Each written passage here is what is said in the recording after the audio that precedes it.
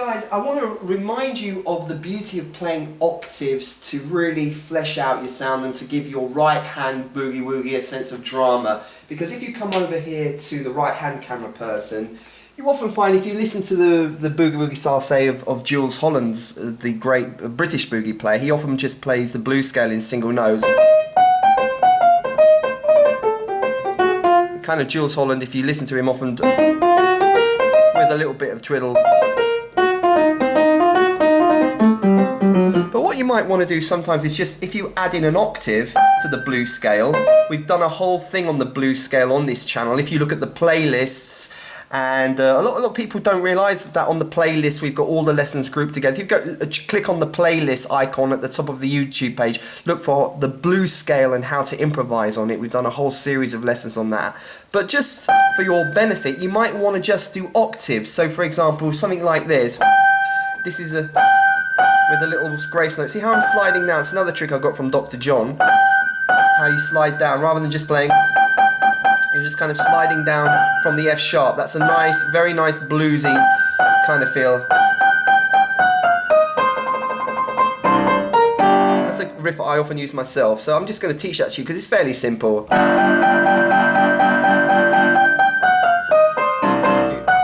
played it straight there, but you can go. So that's a nice little riff you can put in many kind of rock and roll thing.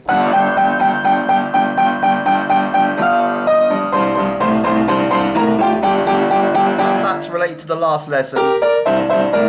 See that? So I'll just do that because it's a fairly simple riff. So and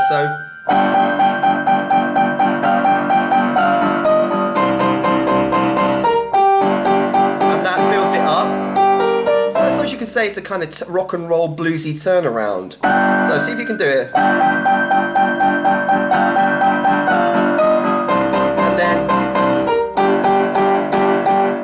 then you feel it comes into the.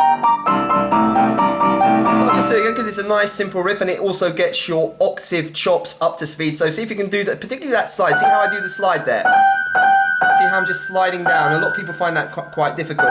You know, it's quite easy to do that, but can you do that? Just sliding down, that slide, that imitates the guitar. When the piano imitates the guitar, that's where that's coming from. Because on the guitar, obviously, you can just slide the note, but on the piano, you have to imitate it. And it's a classic riff of blues piano blues.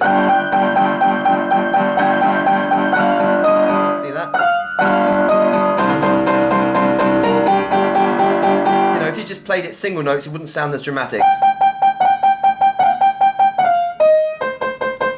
Yeah, it's okay, but it sounds better when you put the octaves with it.